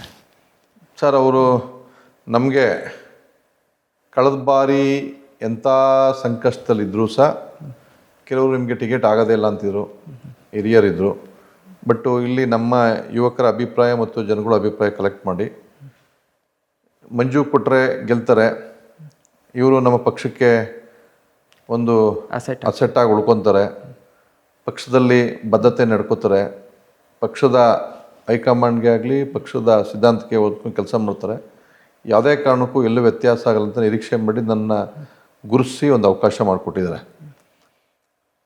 ನಾವು ಅವರನ್ನ ವಯಸ್ಸಲ್ಲಿ ಚಿಕ್ಕವರಾದರೂ ಸಹ ನಾವು ಗುರುಸ್ಥಾನದಲ್ಲೇ ನೋಡ್ತೀವಿ. ಅವರನ್ನು ವಿಶೇಷವಾದ ಪ್ರೀತಿ ಗೌರವ ಇದ್ದೀವಿ. ಇವತ್ತೇನು ರಾಜ್ಯದಲ್ಲಿ ಮುಂದಿನ ದಿನಗಳಲ್ಲಿ ನಮ್ಮ ಕಾಯ ವಾಚ ಮನಸ ಹೇಳ್ತಾ ಇದ್ದೀನಿ, ಮುಕ್ತವಾಗಿ ಹೇಳ್ತಾ ಇದ್ದೀನಿ. ಯಾರೇ ಎಲ್ಲೇ ಬೇಕಾದರೂ ಅದನ್ನು ಘಂಟಾಘೋಷವಾಗಿ ಹೇಳ್ತೀವಿ, ಎಂಥ ಸಂದರ್ಭ ಬಂದರೂ ಹೇಳ್ತೀವಿ. ಅವ್ರನ್ನ ರಾಜ್ಯದಲ್ಲಿ ಒಂದು ಬಾರಿ ಹಿಂದೆ ಕುಮಾರಣ್ಣವರು ತಗೊಂಡಂಥ ಜವಾಬ್ದಾರಿನ, ಕೊಟ್ಟಂಥ ಅವಕಾಶನ, ತಗೊಂಡಂಥ ಜವಾಬ್ದಾರಿನ ನಿಖಿಲನವ್ರು ತಗೋಬೇಕು. ಈಗಿನ ಏನು ಭಾವಿ ಮುಖ್ಯಮಂತ್ರಿಗಳು ಅಂತ DK ಶಿವಕುಮಾರ್ ಅವರು ಅಲಂಕರಿಸ್ತಿದ್ದಾರೆ, ಆ ಹುದ್ದೆನ ಅವರು ಮುಂದಿನ ದಿನಗಳಲ್ಲಿ ಅಲಂಕರಿಸಬೇಕು ಅಂತ ಆಶಾ ಮನೋಭಾವದಿಂದ ನೋಡ್ತಾ ಇದ್ದೀವಿ. ನನಗೂ ಹೆಚ್ಚಿನ ಒತ್ತು ಸಹಕಾರ ಕೊಡ್ತಾ ಇದ್ದಾರೆ ಪಕ್ಷ ಸಂಘಟನೆಗೆ, ಅದರಲ್ಲಿ ಯಾವುದೇ ರೀತಿ ಎರಡು ಮಾತಿಲ್ಲ. ನಾನು ಅಷ್ಟೇ ಅಲ್ಲ, ಬಹುತೇಕ ಎಲ್ಲ ಯುವಕರಿಗೆ ಪಕ್ಷ ಸಂಘಟನೆಗೆ ಹೆಚ್ಚು ಒತ್ತು ಕೊಡ್ತಾ ಇದ್ದಾರೆ. ನಾವು ಅವರನ್ನು ಇಷ್ಟೊಂದು ಸಂಘಟನಾತ್ಮಕವಾಗಿ ಒಂದು ಸಮಾಜಮುಖಿಯಾಗಿ ಒಂದು ಪಕ್ಷ ಸಂಘಟನೆ ಮಾಡ್ತಾರೆ ಅಂತ ಯಾರೂ ಸಹ ನಿರೀಕ್ಷೆ ಮಾಡಲಿಲ್ಲ. ನಮ್ಮ ಎಲ್ಲರ ನಿರೀಕ್ಷೆಗೆ ಮೀರಿ ಪಕ್ಷ ಸಂಘಟನೆ ಮಾಡ್ತಿದ್ದಾರೆ. ನಮ್ಮ ಪಕ್ಷದ ಮುಂದಿನ ನಾಯಕರವರೇ. ಮುಂದಿನ ದಿನಗಳಲ್ಲಿ ಒಳ್ಳೆ ರಾಜ್ಯದಲ್ಲಿ ಅತ್ಯುನ್ನತ ಹುದ್ದೆಯನ್ನು ಅಲಂಕರಿಸೋಕ್ಕೆ ಎಲ್ಲ ರೀತಿಯ ಅರ್ಹತೆ ಇದೆ, ಎಲ್ಲ ಅಲಂಕರಿಸೇ ಕರೆಸ್ತೇವೆ ಅಂತ ಆಶಾಮನೋಭವದಿಂದ ಇದ್ವಿ. ಲಾಸ್ಟ್ ಟೈಮ್ ಚುನಾವಣೆಯಲ್ಲಿ ತುಂಬ ಕಾಂಪಿಟೇಷನ್ ಇತ್ತು ಈ ಕ್ಷೇತ್ರಕ್ಕೆ ನಿಮ್ಮ ಪಕ್ಷದಲ್ಲಿ. ಆದರೂ ಕೂಡ ನಿಖಿಲ್ ಕುಮಾರಸ್ವಾಮಿ ಅವರು ನಿಮ್ಮ ಮೇಲೆ ಭರವಸೆ ಇಡ್ತಾರೆ ಅಂದರೆ ಆ ನಂಬಿಕೆ ಹುಟ್ಟುವಂಥ ಅಂಶ ಏನಾಗಿತ್ತು ಅಂತ. ಬಟ್ ಅದನ್ನು ನಾನು ಹೇಳಿದ್ನಲ್ಲ, ಈಗ ನಾವು ಎಲ್ಲ ಒಂದು ಕಡೆ ಪಾರ್ಟಿ ವಿಚಾರದಲ್ಲಿ, ಪಕ್ಷದ ವಿಚಾರ ಬಂದಾಗ, ಪಕ್ಷದ ಹೈಕಮಾಂಡ್ ವಿಚಾರ ಬಂದಾಗ ಶಿಸ್ತುಬದ್ಧವಾಗಿ ನಡ್ಕೊಂಡು ಬಂದಿದ್ದೀವಿ. ಯಾವುದೇ ಎಲೆಕ್ಷನಲ್ಲೂ ಸಹ ಪಕ್ಷಕ್ಕೆ ಪೂರಕವಾಗಿ ಕೆಲಸ ಮಾಡ್ಕೊಂಡು ಬಂದಿದ್ದೀವಿ. ಜೊತೆಗೆ ಸ್ಥಳೀಯವಾಗೂ ಸಹ ಎಲ್ಲ ಕಾರ್ಯಕರ್ತರುಗಳು, ಮುಖಂಡರುಗಳು, ಮತದಾರರಿಂದ ಎಲ್ಲ ಒಡಗೂಡಿ ಇವನು ಯೋಗ್ಯ ಇದ್ದಾನೆ, ಇವನು ಕೊಟ್ಟರೆ ಉಳಿಸ್ಕೊತಾನೆ ಅಂತ ಒಂದು ಮೆಸೇಜನ್ನು ಕೊಟ್ಟಿದ್ದಾರೆ. ಅದನ್ನು ಕಲೆಕ್ಟ್ ಮಾಡಿದೆ. ಅದನ್ನು ಮಾನ್ಯ ಗೌರವಿತ ನಿಖಿಲಣ್ಣವರು ಸಹ ಅದನ್ನು ಕಲೆಕ್ಟ್ ಮಾಡಿ ಅದು ಅಭಿಪ್ರಾಯ ಸಂಗ್ರಹಿಸಿದ್ದಾರೆ. ಮಾನ್ಯ ಕುಮಾರಣ್ಣವರು ಸಹ ವಿಚಾರವಾಗಿ ಅಭಿಪ್ರಾಯ ಸಂಗ್ರಹಿಸಿದರೆ ನನಗೆ 6 ತಿಂಗಳು ಅರ್ಲಿಯರಿಗೆ ಒಂದು ಸರ್ವೆ ಮಾಡಿಸಿ ಹೇಳಿದರು, 100% ನೀನು ಗೆಲ್ತೀಯ, ನಿನಗೆ ಅವಕಾಶ ಅಂತ. ಪರಮಪೂಜ್ಯ ದೇವೇಗೌಡ ಅಪ್ಪಾಜಿಯವರು ಸಹ ಈ ವಿಚಾರದಲ್ಲಿ ನನಗೆ ಹಿಂದಿನ ಸರ್ಕಾರದಲ್ಲಿ ಸಖತ್ ತೊಂದರೆಗಳಾದ ಅಂಥ ಸಂದರ್ಭದಲ್ಲಿ ನನ್ನ ಬೆನ್ನೆಲುಬಾಗಿ ನಿಂತಂಥವ್ರು. ಬೇರೆ ಪಕ್ಷದ ರಾಜ್ಯ ಮಟ್ಟದ ನಾಯಕರು ನನ್ನ ಮಾತಾಡಿಸೋ ಪ್ರಯತ್ನ ಸಂದರ್ಭದಲ್ಲಿ ನೀನು ಹೋಗಿ ಮಾತಾಡಪ್ಪ, ಮಾತಾಡಿದಾಗ ಅಲ್ಲೇ ನೇರವಾಗಿ ಹೇಳು ನೀನು. ನನಗೂ ಹೈಕಮಾಂಡ್ ಇದ್ದಾರೆ, ನನ್ನ ಮಾತನ್ನು ಹೇಳಿದರು. ನಿಮ್ಗೆ ಅದನ್ನು ನೇರವಾಗಿ ಹೇಳಿದರು ಅವರು, ನಿನ್ಗೆ ಅವಕಾಶ ಇದೆ ಅನ್ನೋ ಮಾತು ಹೇಳಿದರು. ನಮಗೆ ಎಂಥ ಅವಕಾಶಗಳು ಬಂದರೂ ಸಹ ಆ ಸಂದರ್ಭದಲ್ಲಿ ನಾವು ಅದಕ್ಕೆ ಇಲ್ಲಲ್ಲ, ನನಗೆ ಯಾವ ಶಾಸಕನಾಗೋದೇ ಬೇಡ, ನಾನು ಹಿಂಗೆ ಸಾಮಾನ್ಯ ಕಾರ್ಯಕರ್ತನಾಗೇ ಇರ್ತೀನಿ, ನಾವು ಪಕ್ಷ ಬಿಟ್ಟು ಬೇರೆ ಪಕ್ಷಕ್ಕೆ ಹೋಗೋ ಪ್ರಶ್ನೆ ನಾ ಯಾವುದೇ ಆ ಮನಸ್ಥಿತಿಗೆ ನಾನು ಹೋಗೋದೇ ಇಲ್ಲ ಅನ್ನೋ ಮಾತನ್ನು ಕಡಾಖಂಡಿತವಾಗಿ ಹೇಳಿದ್ದೀವಿ. ಅದಕ್ಕೆ ಪ್ರತಿಯಾಗಿ ಇಲ್ಲ, ನಮ್ಮ ಪಕ್ಷಕ್ಕೆ ಶಿಸ್ತಿನಿಂದ ನಡ್ಕೋತಾನೆ ಈ ಹುಡುಗ ಅಂತ ಒಂದು ಅವಕಾಶ ಮಾಡಿಕೊಟ್ಟಿದ್ದಾರೆ. ಅದಕ್ಕೆ ತಮ್ಮ ವಾಹಿನಿ ಮುಖಾಂತರ ನಿಖಿಲಣ್ಣವರು, ಕುಮಾರಣ್ಣವರು, ದೇವೇಗೌಡ ಅಪ್ಪಾಜಿಯವರು, ರೇವಣ್ಣ ಸಾಹೇಬರು ಸಹ ನನ್ನ ಚುನಾವಣೆ ಕೆಲಸ ಬಂದಿರು. ಅವ್ರಿಗೆಲ್ರಿಗೂ ಸಹ ನಾನು ಧನ್ಯವಾದ ಹೇಳಿ ಬಯಸ್ತೀನಿ. ಮುಂದೊಂದು ದಿನ ನಿಖಿಲ್ ಕುಮಾರಸ್ವಾಮಿ ಅವರನ್ನ ಮುಖ್ಯಮಂತ್ರಿ ಸ್ಥಾನದಲ್ಲಿ ನೋಡೋಕ್ಕೆ ಇಷ್ಟಪಡ್ತೀರಾ? ಖಂಡಿತವಾಗೂ ಆ ಕ್ಷಣ ಎಷ್ಟು ಬೇಗ ಬರುತ್ತೋ ಅಂತ ತುಂಬ ನಿರೀಕ್ಷೆಲಿದ್ದೀವಿ. ಬಂದೇ ಬರುತ್ತೆ, ತಡ ಆಗ್ಬೋದು, ಬಂದೇ ಬರುತ್ತೆ. ರಾಜ್ಯದಲ್ಲಿ ಉತ್ತಮವಾದ ಒಂದು ಅಧಿಕಾರ ಸಿಕ್ಕೇ ಸಿಗುತ್ತೆ, ಅದು ಅಲಂಕರಿಸೇ ಕರೆಸ್ತಾರೆ. ಅದು ಇವತ್ತು ಡೇಟನ್ನು ಇವತ್ತು 30/5/2026 ಶನಿವಾರ ಹೇಳ್ತಾ ಇದ್ದೀನಿ ನನ್ನ ಆಫೀಸಲ್ಲೇ. ಖಂಡಿತವಾಗಿ ನೋಟ್ ಮಾಡ್ಕೊಳ್ಳಿ, ಬಂದೇ ಬರುತ್ತೆ ಒಂದು ಅವಕಾಶ. DK ಶಿವಕುಮಾರ್ ಅವರು ಹೇಳಿದರು ಆ ಹುಡುಗನ ಸ್ಟೇಟಸ್ ಏನು ಅಂತ, ಅದನ್ನು ಮಾಡಿ ತೋರಿಸ್ತೀರಾ? ಈಗ ಅವ್ರ ಸ್ಟೇಟಸ್ಸು ಹೇಳಿದ್ದಾರೆ ಎಲ್ಲರೂ. ಅವ್ರ ಸ್ಟೇಟಸ್ಸು ನಮ್ಮ JDS ಪಕ್ಷದ ನಾವು ಸೀನಿಯರ್, ನಾನು ಅಷ್ಟೇ ಅಲ್ಲ, ನಮ್ಗಿನ್ನ ಸೀನಿಯರ್ ಲೀಡ್ರು ಸಹ ಅವರನ್ನು ನಮ್ಮ ಪಕ್ಷದ ಮುಖಂಡರು ಅಂತ ಒಪ್ಕೊಂಡಿದ್ದೀವಿ. ರಾಜ್ಯದ ಯುವ ಘಟಕದಲ್ಲಿ ಅಧ್ಯಕ್ಷರು ಮಾಡಿದ್ದಾರೆ. ಒಂದು ಪಾರ್ಲಿಮೆಂಟ್ ಎಲೆಕ್ಷನ್ಲಿ ಸೋಲು ಗೆಲುವು ಸಪ್ರೇಟ್ ಕ್ವಶನ್ನು, ಅದಕ್ಕಿಂತ ನಮ್ಮ ಪಕ್ಷದ ಪುಟ್ಟರಾಜಣ್ಣವರು ಗೆದ್ದಿದ್ರು. ಅವ್ರು ಗೆದ್ರಲ್ಲ, ಅದಕ್ಕಿಂತ ಹೆಚ್ಚು ಓಟ್ ತೊಗೊಂಡಿದ್ದಾರೆ. ಏನು ಚನ್ನಪಟ್ಟಣ ನಿಮ್ಗೆ ಗೊತ್ತಿದೆ ಹೆಂಗೆ ಎಲೆಕ್ಷನ್ ನಡೀತಂತ. ಆಗ ಸೋತಿರ್ಬೋದು, ಹಂಗೆ ಅಂದಾಕ್ಷಣಕ್ಕೆ ಅವರು ಧೃತಿಗೆಟ್ಟು ಕೂತಿಲ್ಲ. ಇವತ್ತು ನಾನು ಮೊದಲೇ ಹೇಳಿದೆ, ಇವತ್ತು 74-75 ಕ್ಷೇತ್ರದಲ್ಲಿ ಜನರೊಂದಿಗೆ ಜನತಾದಳ ಮಾಡಿದ್ದಾರೆ.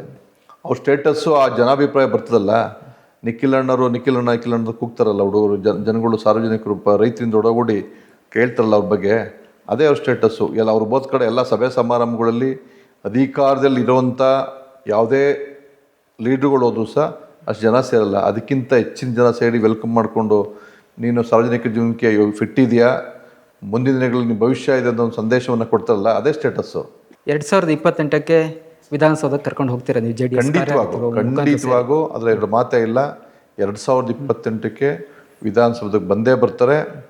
ವಿಧಾನಸೌಧದಲ್ಲಿ ಒಳ್ಳೆ ಒಂದು ಅಧಿಕಾರ ಸಿಕ್ಕೇ ಸಿಗುತ್ತೆ. ಅವ್ರ ಹಿಂದೆ ನಾವು ಕೆಲಸ ಮಾಡ್ತೀವಿ.